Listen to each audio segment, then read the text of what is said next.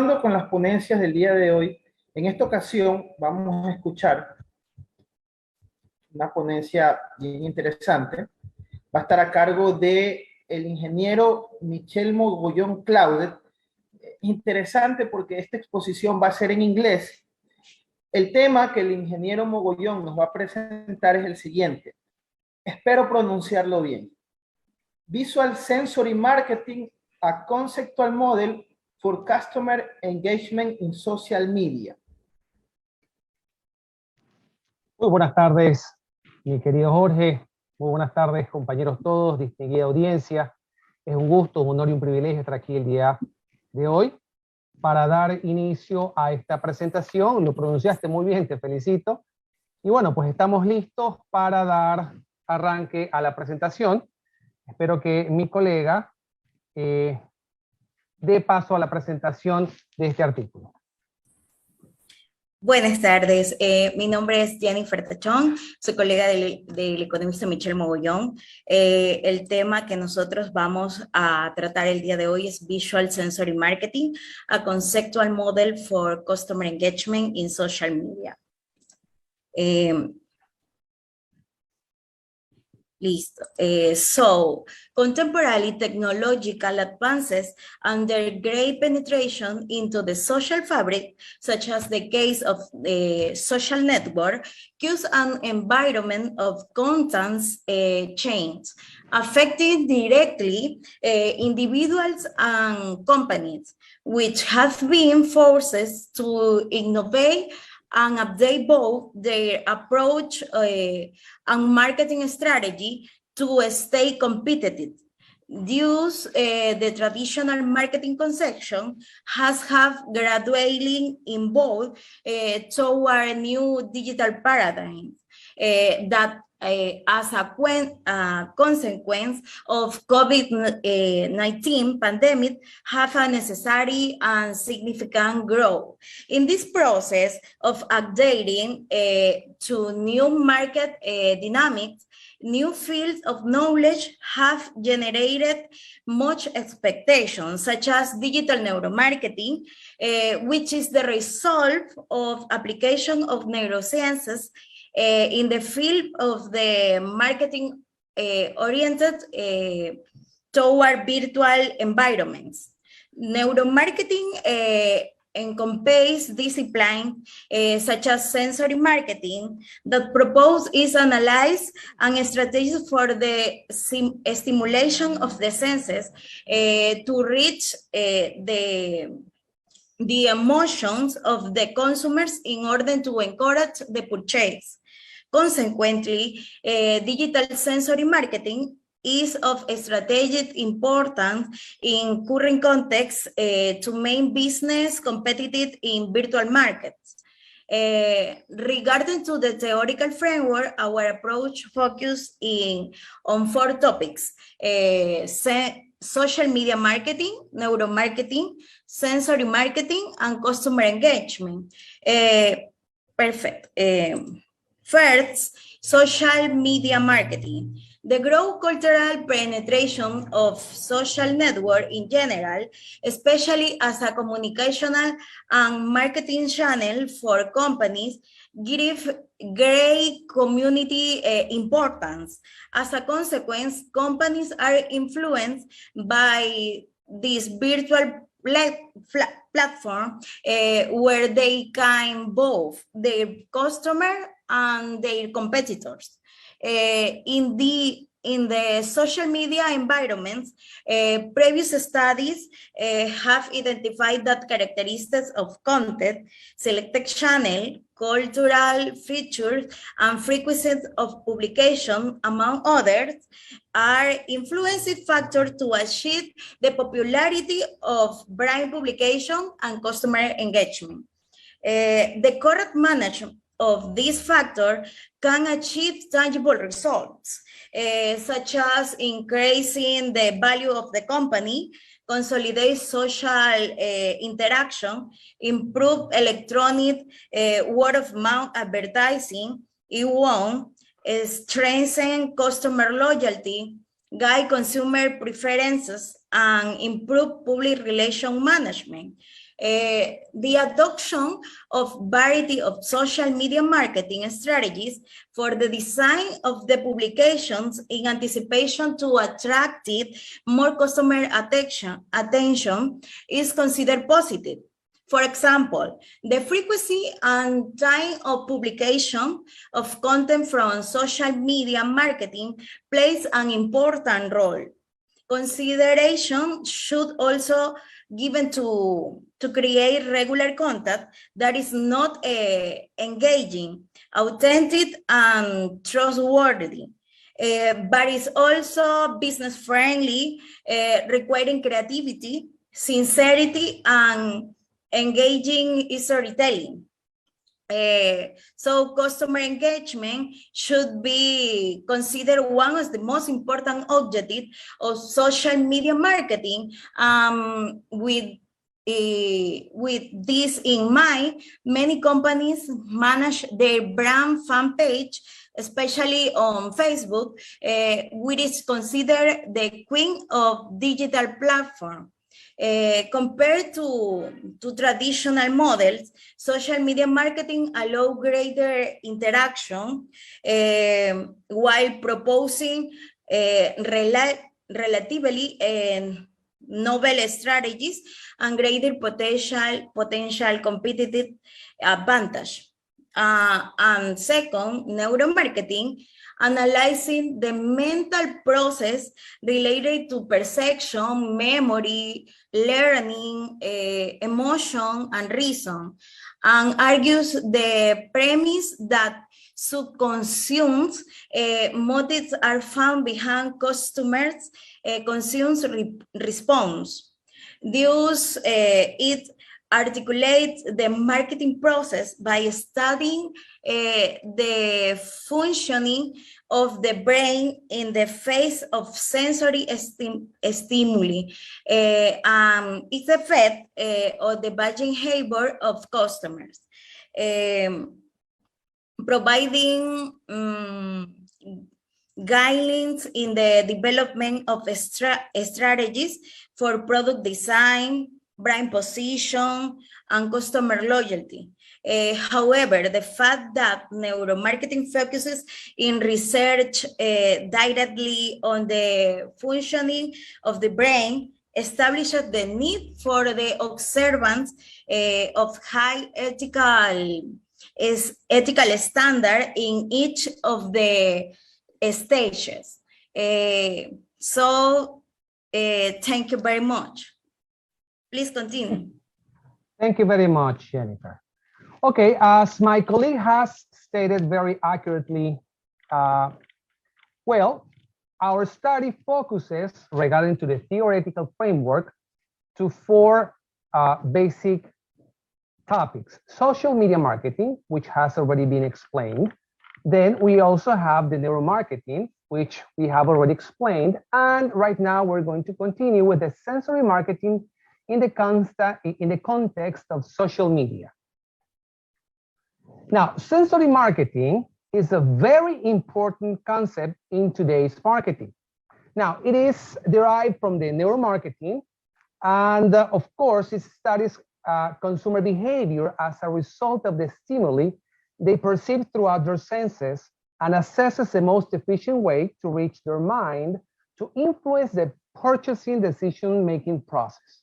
Meaning, it provides the correct stimuli so customers are incentivized to perform the purchasing action.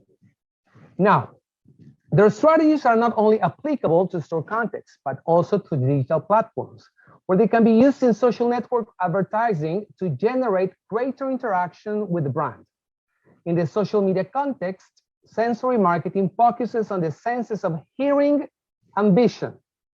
And of course, since we are interacting with devices like computers, tablets, and smartphones, we use the vision sense and of course the hearing sense, right?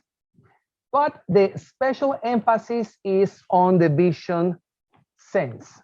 Now, consequently, visual sensory marketing requires to define the visual characteristics that affect brand publications, And the most important one is vividness or visual richness. These two concepts are equal. They are synonyms for the purposes of the study. Now, this variable is measured based on the presence of text, hyperlinks, images, or videos that each brand publication contains, right? The final topic, the fourth topic that we are referring to is the customer engagement. Now, in today's competitive business environment, which includes e-commerce in all its forms, customer value certainly plays a crucial role in determining the survival of a business. Derived from the creation of value based on benefits, costs, and customer relationships, the value of the client as such arises in the course of maintaining long-term relationships with the company, and marketing in social networks is a good strategy to publicize brands and is increasingly used to obtain detail about products of interest. Thus, companies focus their efforts to establishing emotional relationship with the customers through interaction in social networks, for which they apply digital marketing strategies whose main objective is to achieve the best results of customer engagement. So at this point, let's remember customer engagement is one of the ultimate goals. Not the ultimate one, but one of the most important. All right, so as I said, companies focus their efforts on establishing emotional relationship with their customers through interaction in social networks, for which they apply digital marketing strategies whose main objective is to achieve the best results of customer engagement, which can be defined as a predisposition, cognitive, emotional, and behavioral of the client to interact with the social networks of a brand. Therefore, customer engagement can be considered as a stage prior to customer loyalty. Now, if we achieve customer loyalty, then we have a customer for life. Now, the response obtained from the public largely determines the success of social media marketing efforts. And to measure audience participation with brand publications, we use indicators such as likes or reactions, in the case of Facebook, comments, and shares. Now, when strategies applied are successful, the dynamics obtained serve as a positive electronic word of mouth, E1, and makes customers serve as brand ambassadors. Now, whenever we have customers to share the brand posts, they are automatically becoming advocators, they are becoming ambassadors of the brand. And this advocacy is very, very effective. Now, with this theoretical framework, we propose three hypotheses. Now, considering, of course, first of all, let's take a look to the conceptual model.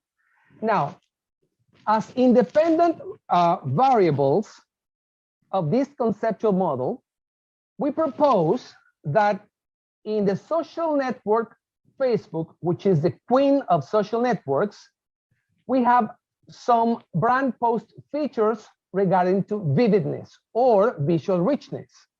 Now, posts, brand posts could have either only text or links, or images, or they could have videos, right? And depending on the features of the brand posts, we get or we obtain customer engagement. Now, the customer engagement could be represented in how many likes we get, how many comments we get, or how many shares we get. Now, we have to remember that likes is within the dimension of reactions, right? Now, this conceptual model includes as a control variable the number of followers of the brand. So, based on this concept in this conceptual model, with these characteristics, with these three independent variables and these three dependent variables, we propose three hypotheses. Hypothesis 1, brand posts including only text or hyperlinks are more likely to generate lower levels of customer engagement, which brings us to hypothesis number 2. Brand posts including only images are more likely to generate medium levels of customer engagement, which brings us to hypothesis number 3. Brand posts including videos are more likely to generate higher levels of customer engagement. Now, this is the conceptual model that we posit in this Congress. Now, of course, this theoretical statement has to be proven, has to be tested in market studies. And for this, we have formulated a Poisson regression model, which is represented in this formula as you see it here. Okay, now in this formula, we have the logarithm of y underscore ij representing 3 independent variables, which are the likes, the shares, the likes, the comments, and the shares. And on the other hand, we have the characteristics of vividness, the number of followers, and the factor of errors. Now, this model, as we see here, has been formulated based on the operationalization of the variable vividness or visual richness, which for the purposes of this paper, of this study, they are synonyms, right? Now, we're going to build our database. We're going to do the data collection on January 2022, once the agitation caused by the end of the year festivities dissipates, because at this point, doing any type of social media studies could be quite interesting, but far from reality, because as we know, December is a very hectic month. So it will not work as it should in the terms of a baseline, okay? Now, once the end of the year festivities dissipate and we return to normal, then we will start building our data collection that will take place from Monday the 10th to Sunday the 23rd in 2 time bands, okay? The first time slot will respond from 8 in the morning to 5 in the afternoon, and the second time slot will come from 5:01 in the afternoon until 10 o'clock at night. This data collection will be fed in the IBM SPSS version 27 software. And well, hopefully, if everything goes well, we will be presenting by the end of the first trimester of 2022, the results of the model that we have presented today. And that would be our presentation. Thank you very much. These are the references that have been used to build the model. And we will be more than happy to respond to any of your questions. Thank you very much. You're welcome. ¿Sí? Hola. Yes.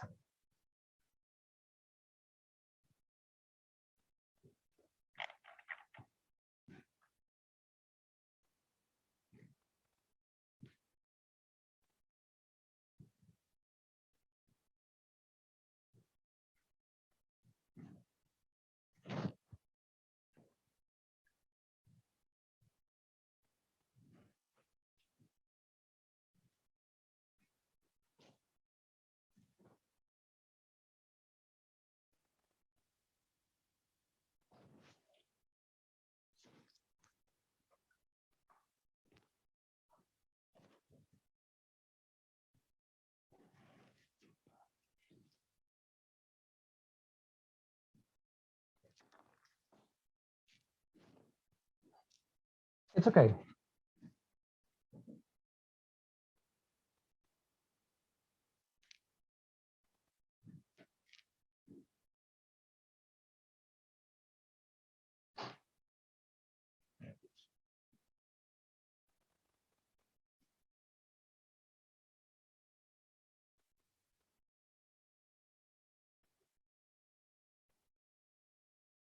Artificial intelligence.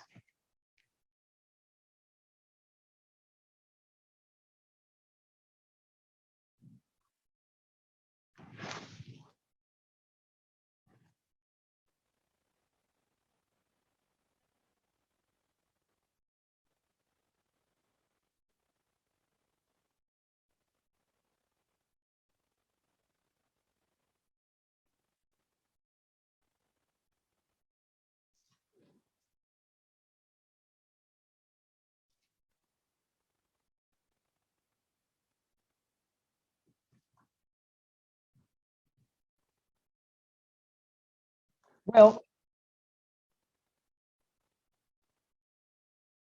okay. Thank you very much. Ingeniera, may I answer, please?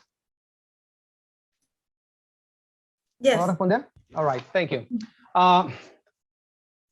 Well, we have two ends, right? On one end, we have the businesses who are trying to publicize their products and services. And on the other hand, we have the customers, right? Now, you're referring to the end from the businesses. And of course, everything is evolving very fast. I mean, if we take a look to it, and the evolution line is going faster and faster. And you did mention the bots. Now we have software, for instance, the social media scrapers, which are software bots that actually do the data mining in social media for commercial uses using models like the one that we have just presented. So you're absolutely right. Everything is becoming more and more automatized. And since artificial intelligence is also evolving, there will be a point in which marketing campaigns will be conducted not by people, but by machines. But nevertheless, even though, listen up, even though the marketing campaigns will be conducted by robots, even though the marketing campaigns will be conducted by artificial intelligence, nevertheless, these models will continue to be valid. Why? Because the consumers are people, are humans. And bots and robots and artificial intelligence will use neuromarketing, will use sensory marketing to bring the stimuli on us people, human beings, to incentivize our purchasing decision process. So yes, you're right. In the future, the marketing will be conducted by artificial intelligence, but nevertheless will still be oriented to human beings. And since we are still human beings, we have feelings, we have brains, and therefore sensory marketing will be still useful. I hope I have answered your question.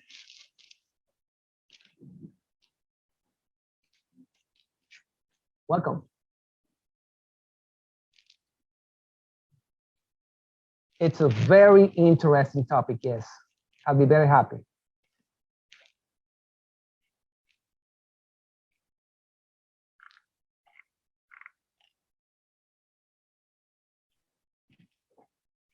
In English, how much the visual sensory marketing is used in Ecuador, and there are professionals in Ecuador who are experts in this topic? Well, the sensory marketing strategies are not new. They are used in Ecuador, but not widely, because for this you still need experts, right? And experts cost money. So medium and small businesses are not able to afford these processes or these experts because they cost a lot of money. So big companies, they do use these services and these principles. And this is why whenever you see the brand posts of big companies, of big businesses, you will see that there is a professional touch that makes them more we could say, well, they reach more into the audience. I don't know if you have seen this, for instance, now that it is Christmas time. I don't know if you have noticed that in the social media, there are some really nice advertising that actually gets to your heart. Okay, why or how? Because they're using sensory marketing, and they're stimulating your feelings because it's Christmas, because it's love time. But who do they do that? The big business. Why? Because they have the money to pay for the specialists, for the people who know how to do this. Now, the idea of our paper is to better understand these concepts.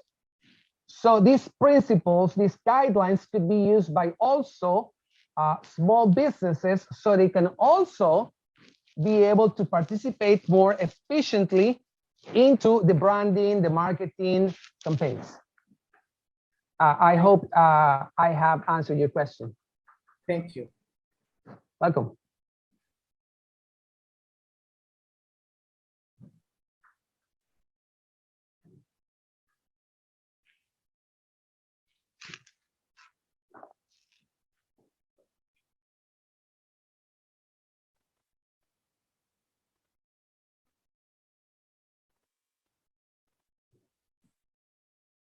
Y si desea, puede hacerlo en español, no hay ningún problema.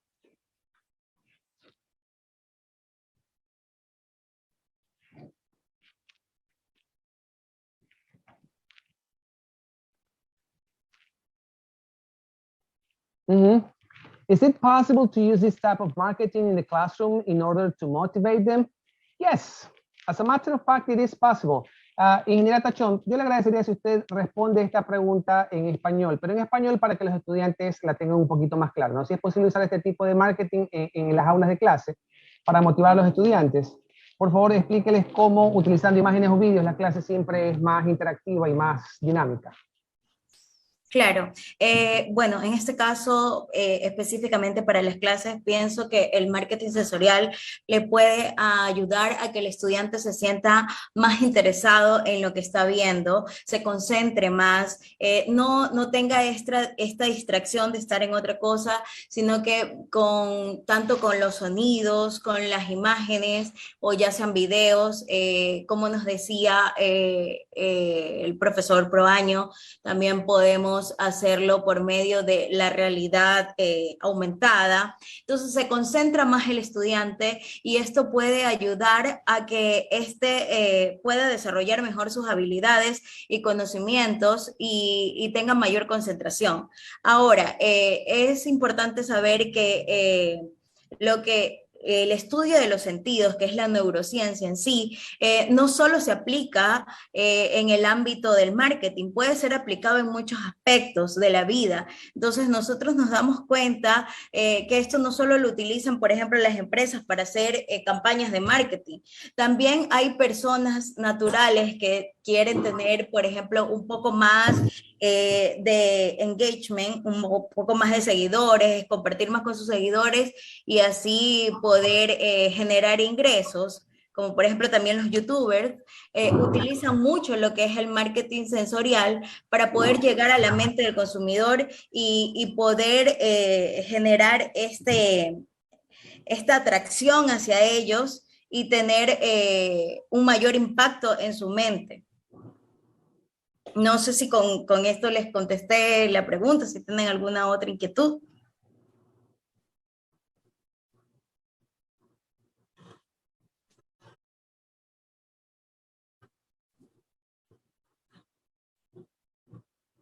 Como corolario final para la respuesta de esta pregunta, si recordamos las clases en las que nosotros fuimos alumnos, algún curso, cualquier tipo de clase, nos damos cuenta de que las imágenes siempre valen más que 1000 palabras.